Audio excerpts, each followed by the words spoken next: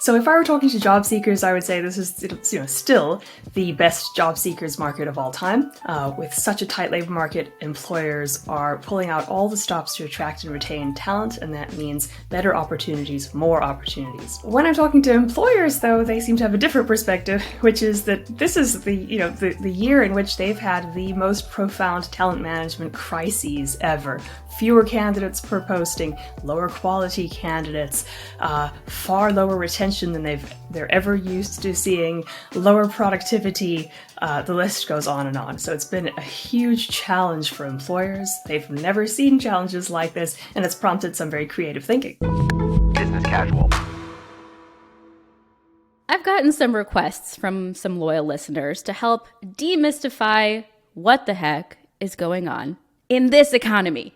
While we will hopefully have many more episodes on how economic shenanigans impact you, we decided to start with something that is hyper relevant to nearly all of our listeners. This episode is important if you're someone with a job, or aspire to have a job, or are even looking to switch jobs. The buzzwords abound. The recession, the Fed, interest rates, inflation. But what does this mean for you, specifically as it relates to your current or future employers, the job market, and the future of work? The Fed's battle with inflation has caused more and more economists to predict a recession in 2023, and CEOs are preparing for the worst. Keep listening to the episode to find out what all that actually means. According to a KPMG survey of 400 leaders of large companies, 91% expect a recession in the next 12 months. And in preparation for the downturn, companies are doing what they do to save money, cutting expenses. And what's often the biggest expense? Human capital, aka employees. But don't let the headlines scare you into thinking that it's all doom and gloom. Much like the economy, it's much more nuanced than that.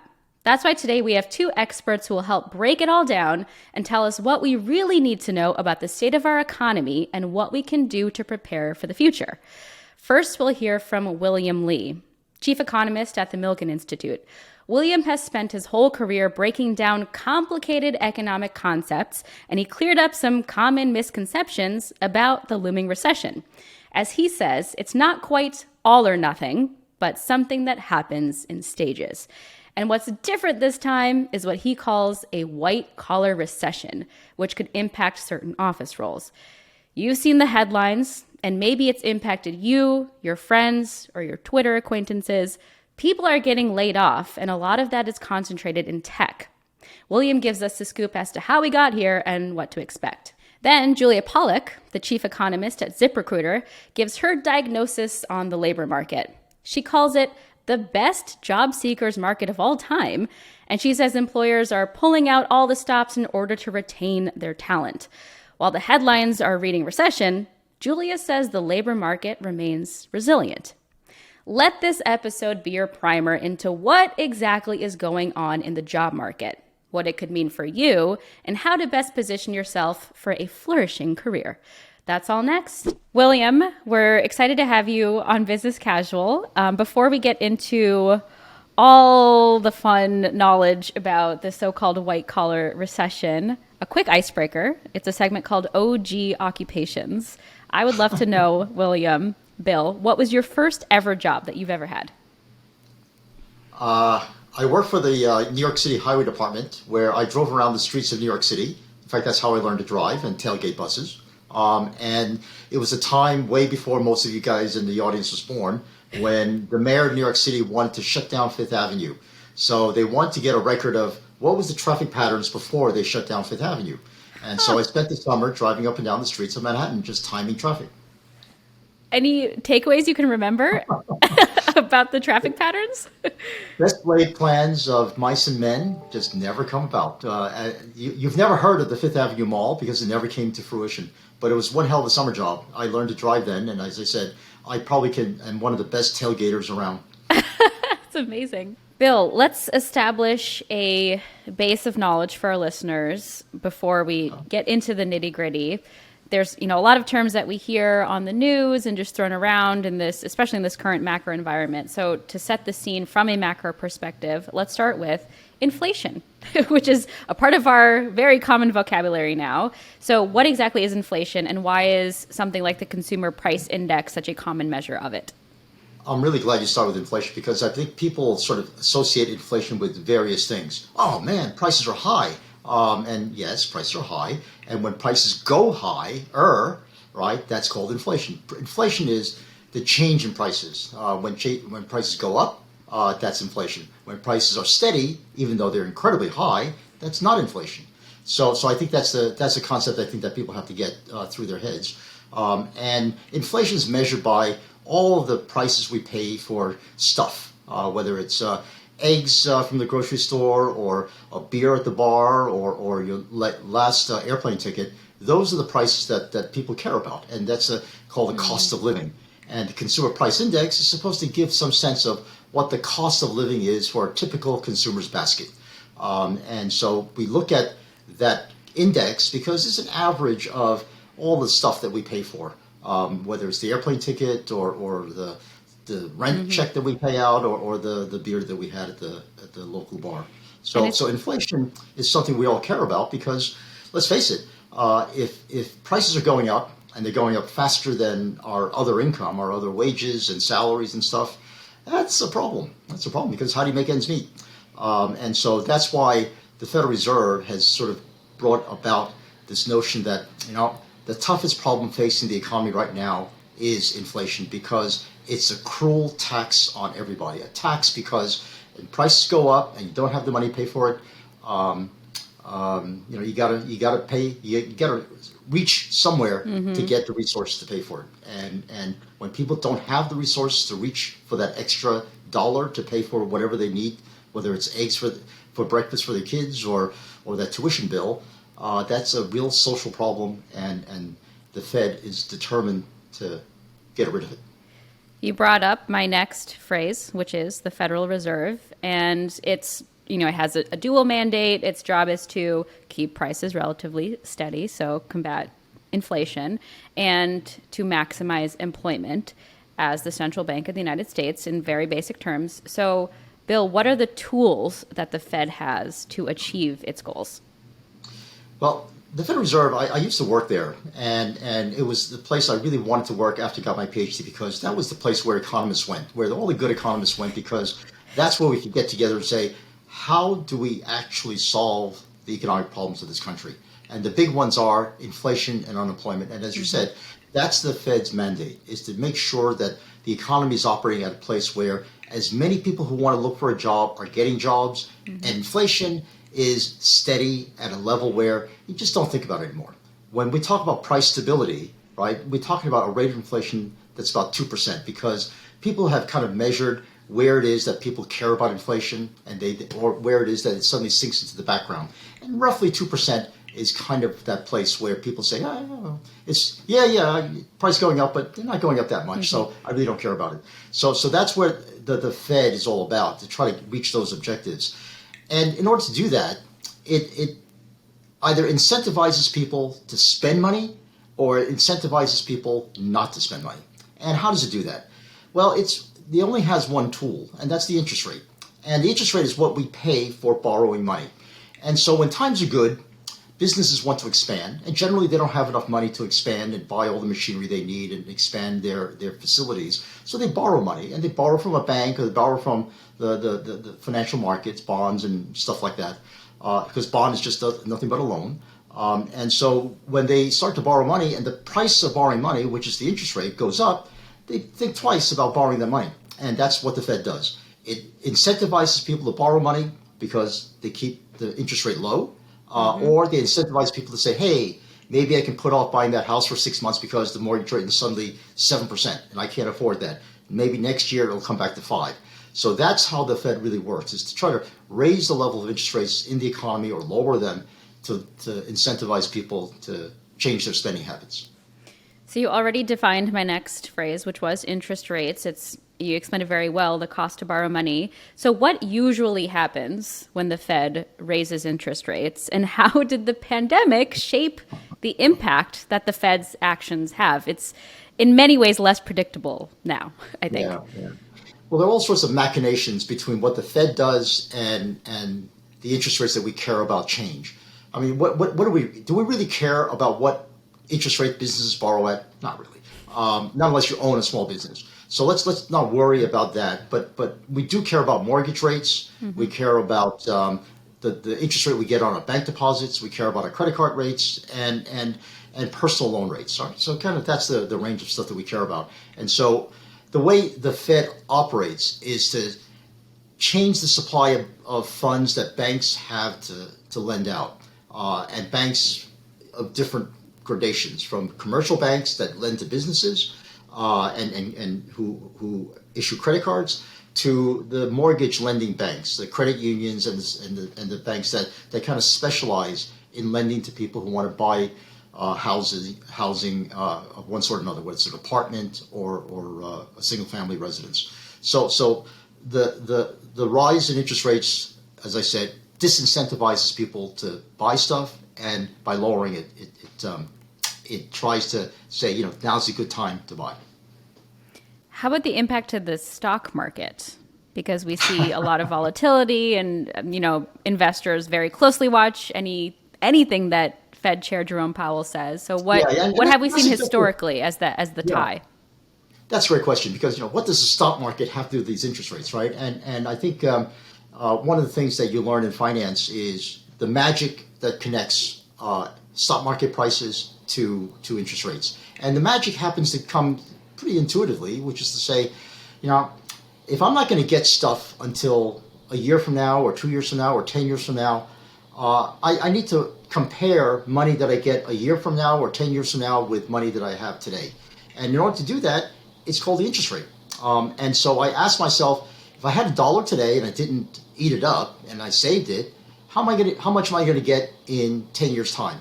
Well, if the interest rate is 10% a year, and I wait 10 years, I'd probably double my money. Mm-hmm. So that interest rate connects tomorrow to today, and stock prices are all about tomorrow. I would love to have a full episode on the stock market with you, Bill, but we've got to talk about the recession. So various surveys and polls show that the majority of Americans, at least at this point, think that the U.S. is already in a recession. One factor in defining a recession is seeing 2 consecutive quarters of a decline in GDP, or gross domestic product, in the U.S. But in this case, there are a lot of conflating factors, like you've got a relatively strong employment base. Spending is pretty robust at this point. Do you, Bill, think we are in a recession now? People use the word recession like, my God, I got the plague. I'm going to die. And are we in a recession or we're not in a recession? We're in a recession. I'm going to die. And I think it's not quite that all or nothing thing. It's more like, I really don't feel well is a recession.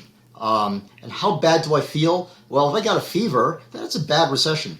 If I just have the sniffles, it's not so bad. So I think we should think of recession as something that has different stages to it. And generally speaking, when a recession is really, really bad, people call it a depression because everybody's laid off. Mm-hmm. The unemployment rate starts to hit double digits. The growth of the economy, the production of goods and services called GDP, not only stalls, but actually declines. That is, the amount that we produce over this year is less than what we produced last year.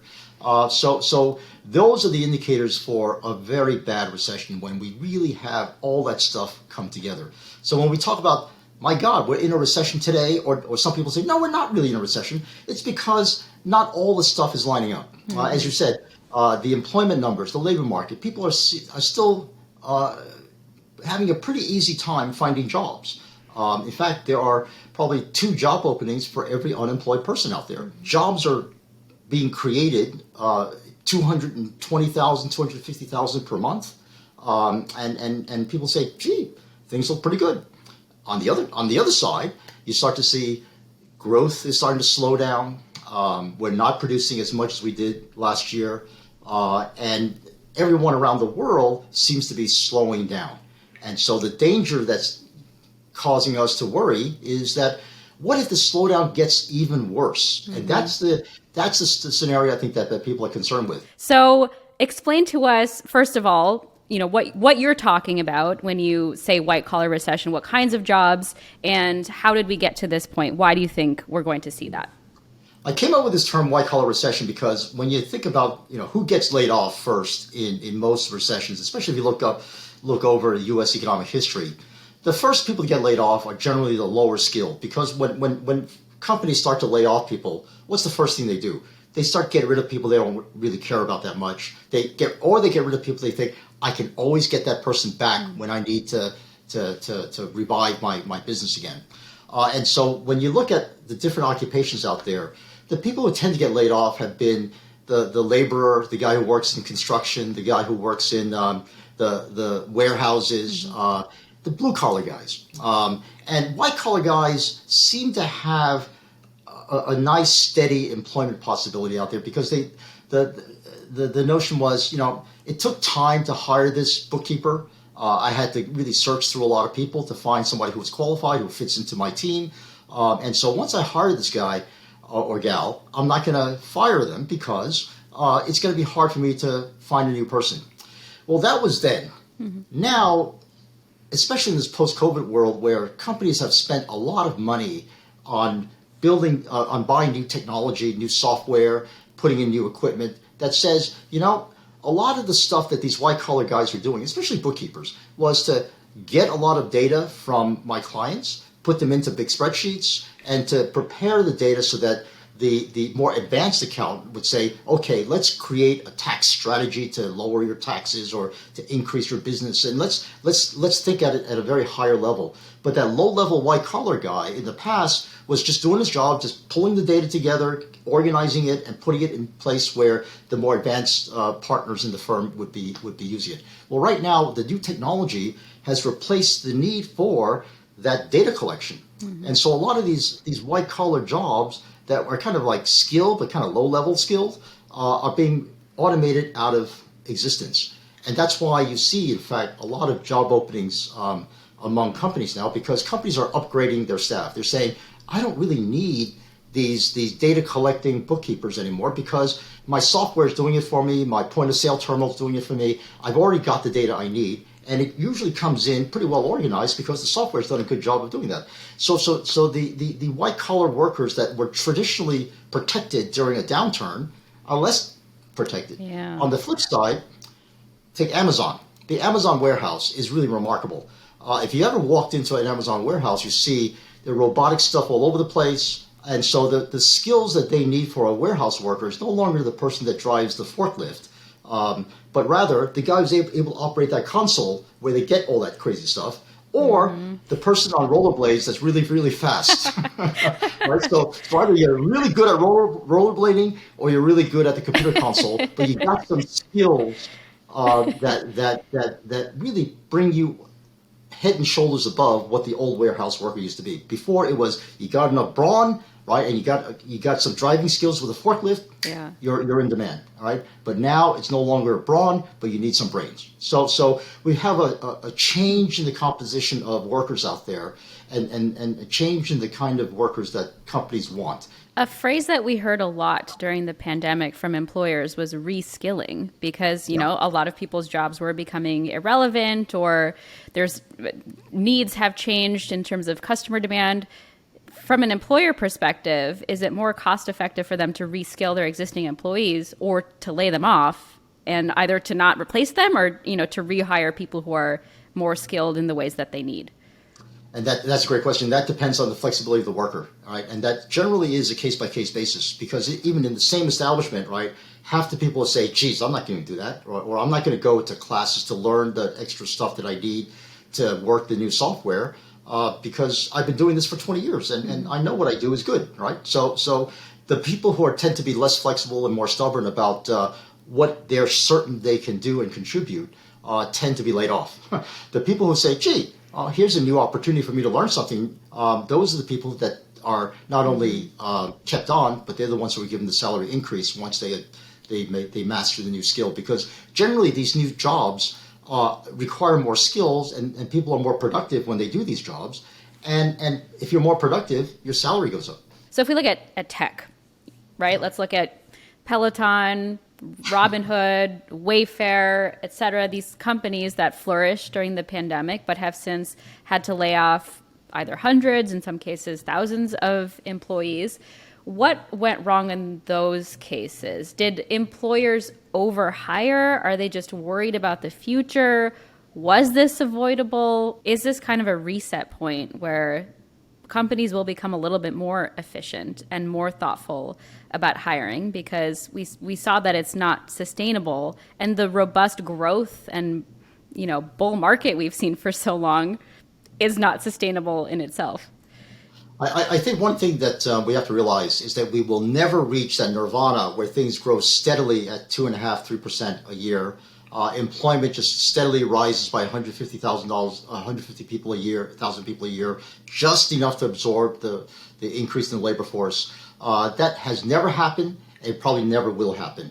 I think we're always going to be in a world where managers are overly optimistic about where business is, or overly pessimistic about how business is getting worse. And so people tend to lay off more than they need to, and they tend to hire more than they need to because they just don't know. And to be safe, I'd rather not have a payroll I can't pay than the other way around. So I think that kind of excess going up and down is something we're always going to have. The question is, how big a fluctuation is it going to be?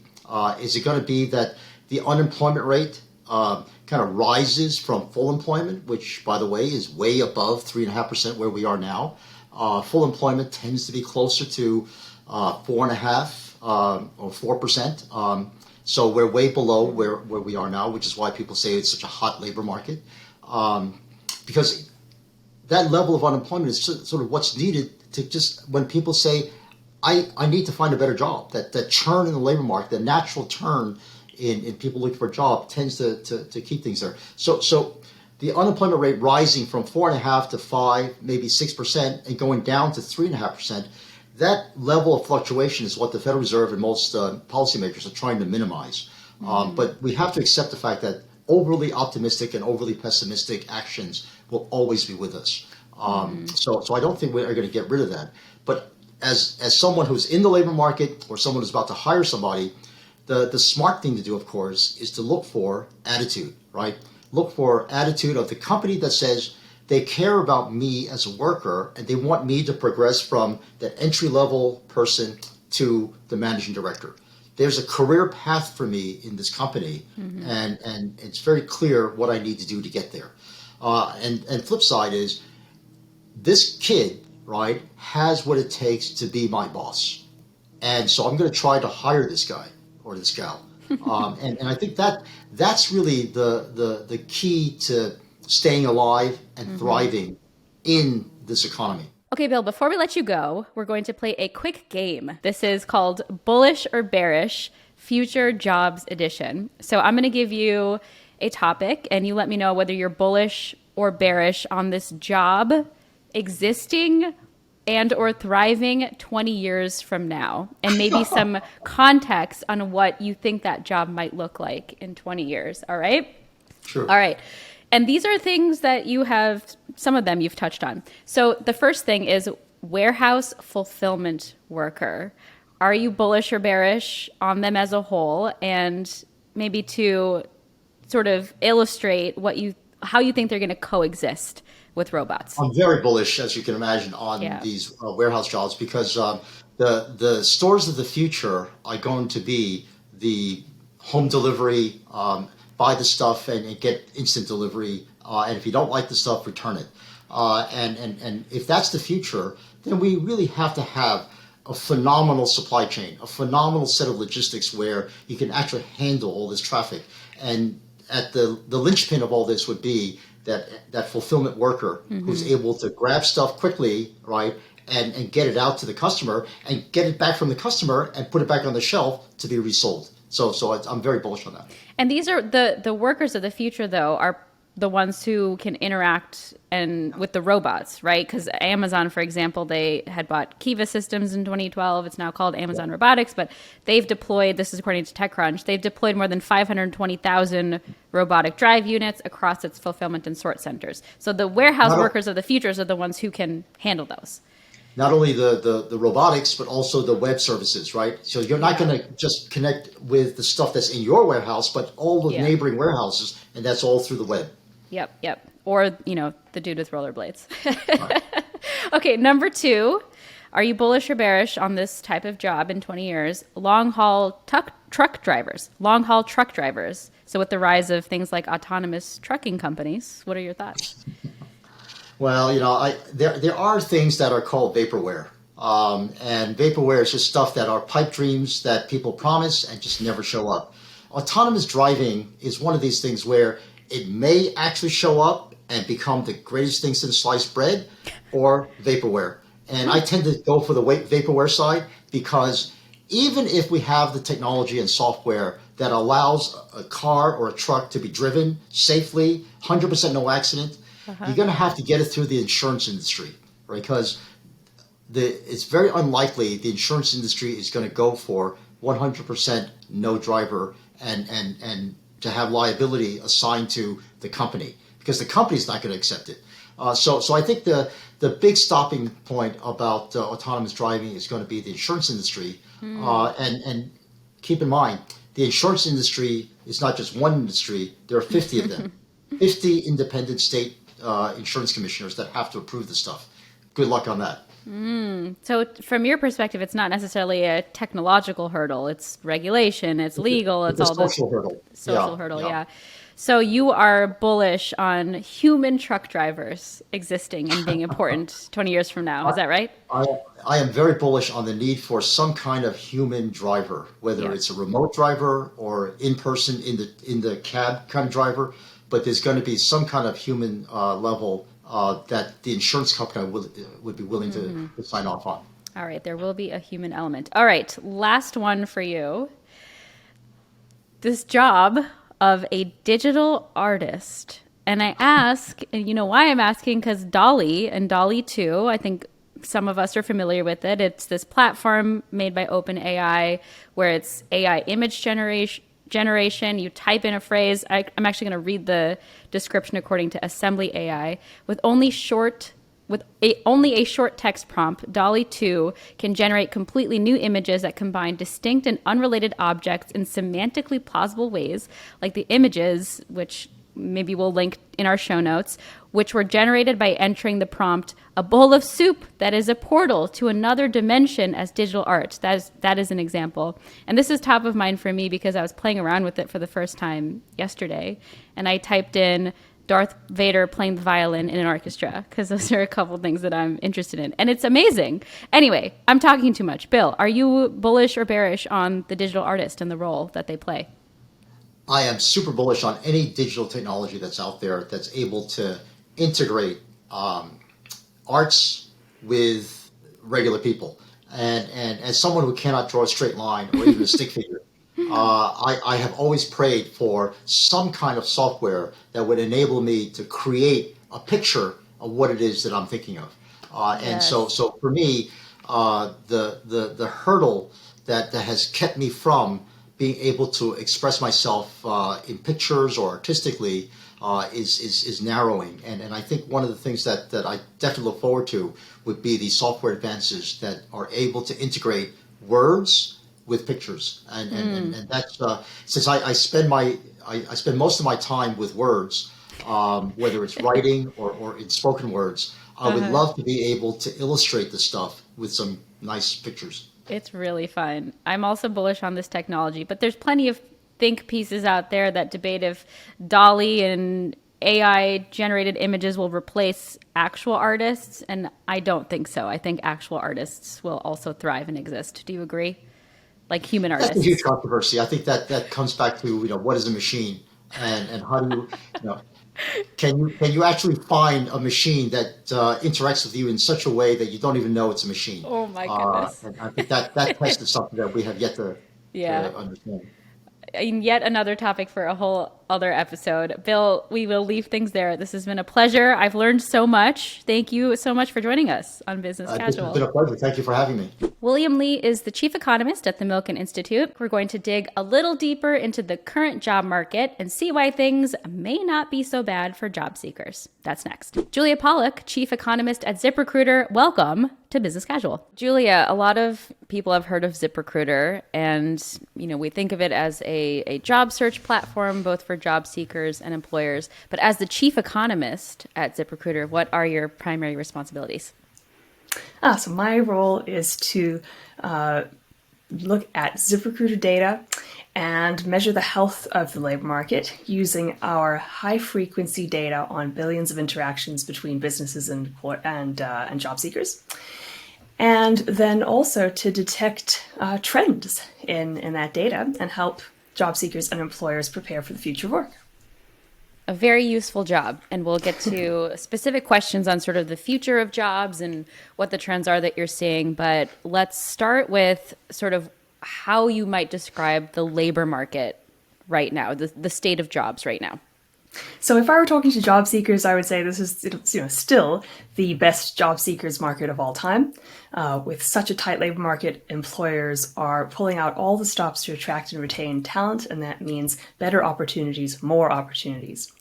When I'm talking to employers, though, they seem to have a different perspective, which is that this is the year in which they've had the most profound talent management crises ever. Fewer candidates per posting, lower quality candidates, far lower retention than they're ever used to seeing, lower productivity. The list goes on and on. So it's been a huge challenge for employers. They've never seen challenges like this, and it's prompted some very creative thinking. What is your hypothesis as to why we're seeing things like lower retention and lower productivity? Why is it so challenging for employers right now? Well, I mean, the pandemic was a massive jolt that caused people to reevaluate their lives. It also changed the relative attractiveness of different occupations. And so it ushered in this enormous change to the way we do business, this huge shift towards remote work that made some jobs much more attractive than they were before, like call center jobs, which have largely become remote, and made others less attractive, like teaching or restaurant jobs, or you name it, all of the jobs that need to be done in person, which people now realize are more risky to their health, and which are less flexible than the other jobs around. You said employers are pulling out all the stops to try to attract and retain talent. What are the things that have been working for employers to get that talent? So, I mean, one of the first things that employers do when they're in such a supply-constrained environment is to reduce the requirements in job postings. And when they sort of recruit more broadly and open the doors to teenagers, say, or to workers with disabilities, or to workers who are pregnant, or to the kinds of candidates they would have tossed aside in the past. Many of the times when they do this, they actually find it works really well. The criteria that they tend to rely on to sift out candidates often aren't really good measures of who will really succeed in the role, who will really be productive. So when you hire for degrees and for past experience, you're not actually hiring for skills. And when you're forced to sort of pivot your thinking and to become sort of less discriminatory, you find better ways to measure skills. So that's one thing that I think is very exciting about what employers have done. And I think some of them, by shifting to measuring measuring skills directly rather than relying on all these proxies, have shifted to doing something that they're going to do forever, even in a tighter labor market. How does that? Sorry, real quick. How does that happen functionally from the employer side if it's harder to tell with the resume? Is basically what you're saying. So how are they sussing out what skills people have that'll be the most appropriate for that particular job? So many are just thinking more broadly about the skills that they see in a resume, but many are also shifting towards measuring skills directly, so giving more skills assessments in the job posting. And this can be a really great way to do things because instead of saying, "Hey, that person's probably awesome," they went to an Ivy League school, they're saying, let's really look at the person, not at the resume, and give everyone a fair chance. But even to get to that point of looking at the person, how did they, I guess, get past that first phase, right? Because I've hired before. It's resumes are daunting to have to go through everyone, so you have to have these sort of tangible criteria, right, that you use to sift through those resumes. So how do you sort of get past that first phase to get to the person? Well, I think what happened with many companies is that they received so few applications, so far fewer than usual, that the ordinary criteria would have resulted in them having nothing. And so when it took months and months longer to fill roles than companies wanted, they had to go back to the drawing board and say, wait a second, let's change the way we do things. Let's no longer say we need 5 years of experience in this role. Let's scratch out that line and be open to considering candidates who are younger, newer, more junior, etc. Gotcha. Let's zoom out for a second. There were 263,000 jobs added in September. That was more than expected. Unemployment is at 3.5%, so that was also lower than expected or better than expected. Why do you think the labor market overall has been so resilient, given all the macro conditions, which we can get into? So in February of 2020, when companies all instituted hiring freezes or laid off workers sort of at once, it was because they were all seeing their own numbers decline very rapidly, right? Everyone was canceling their orders, canceling their subscriptions, pulling out money, asking for refunds, et cetera, et cetera, et cetera. That's not the case now. Business is actually doing well in most industries. Consumers are spending is strong. And so, your typical business still very much needs to hire, is understaffed relative to the volume of business they're doing. And so, the headlines can tell them that a recession is coming and tell them that a downturn is coming. Sure, they'll be a little bit more conservative. They'll take care not to overhire. But when push comes to shove, they've got customers streaming through the door, and so they're going to need to sort of step forward broadly and boldly into the unknown and keep hiring, come what may, right? They know things could get worse in the future. For now, they still need to hire.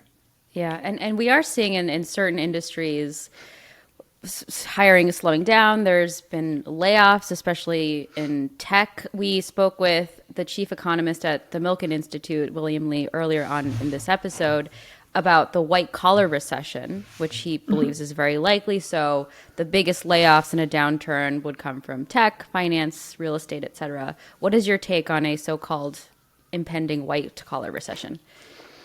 So anytime interest rates rise like this and stock prices fall and the dollar is very strong, there are several industries that are disproportionately affected.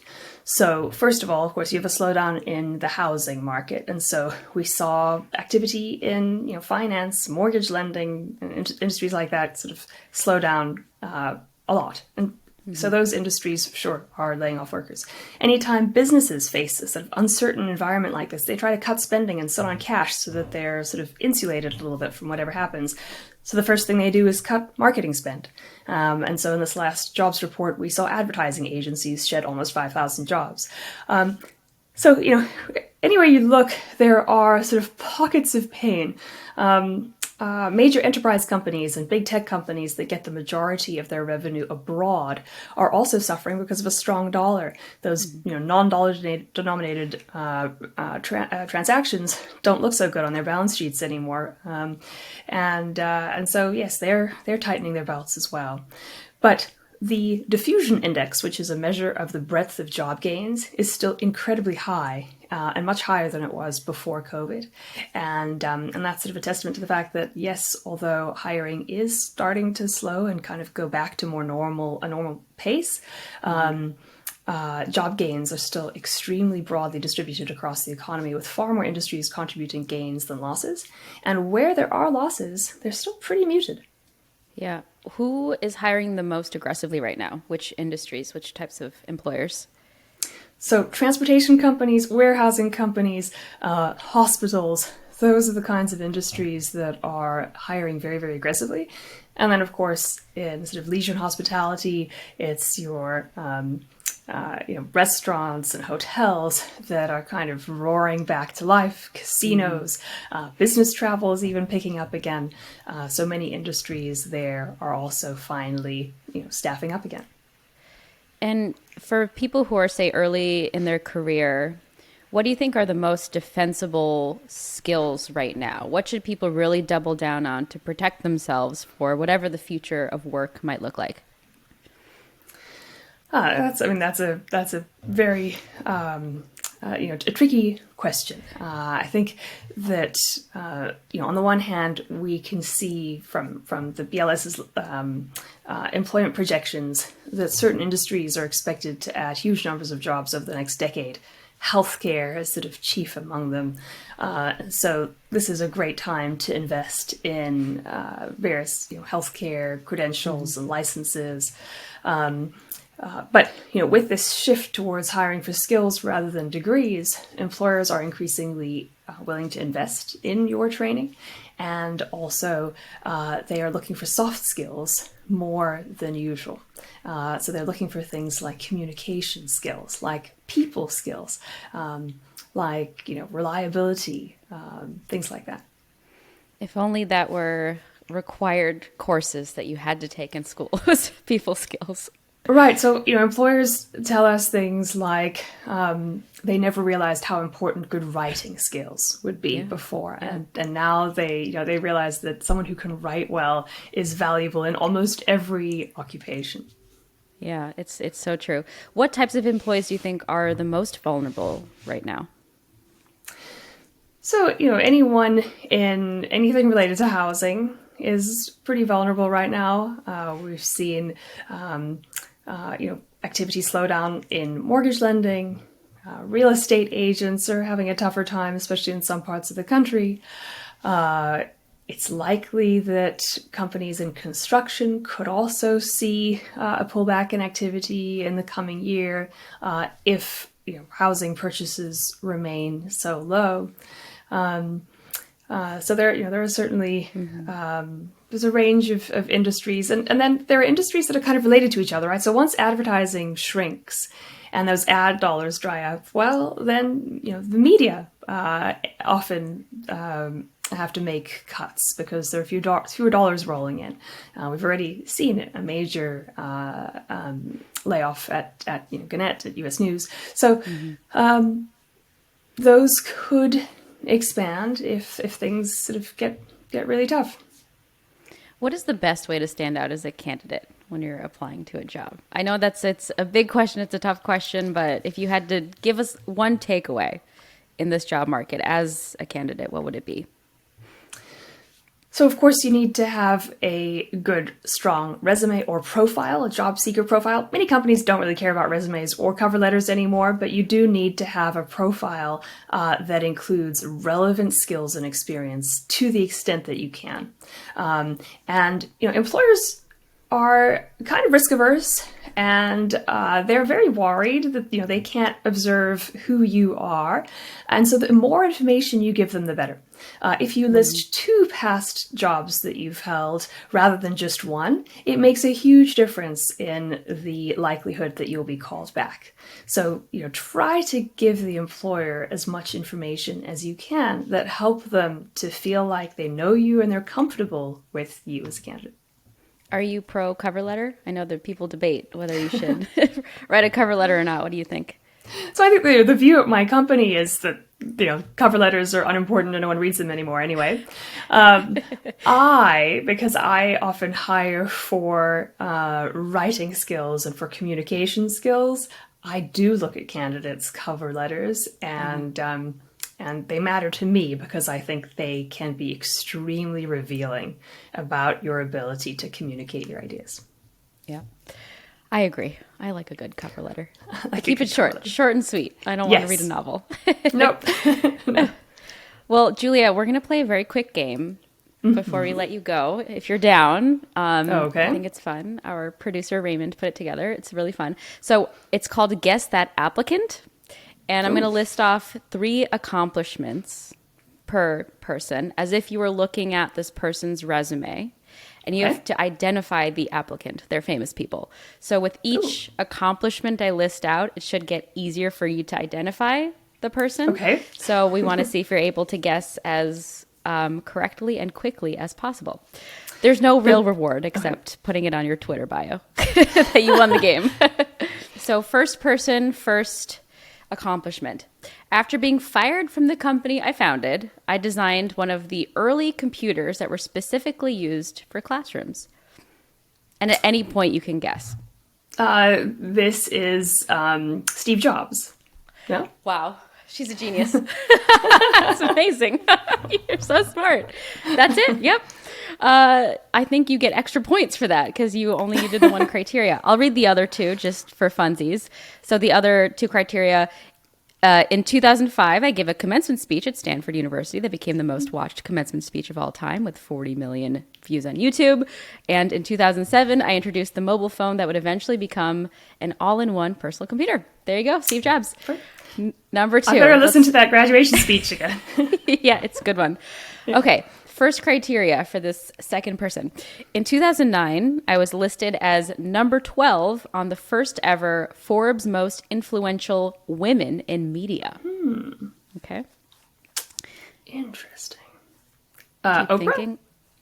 Not quite, but we're on the right track-ish. I'll give you the second accomplishment.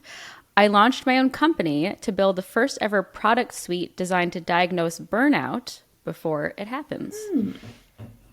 I should really know this. No, it's okay. Who Those is are kind of this? tricky, actually. Third accomplishment. In 2005, I co-founded and was the editor-in-chief of the very popular Huffington Post. Ariana Huffington.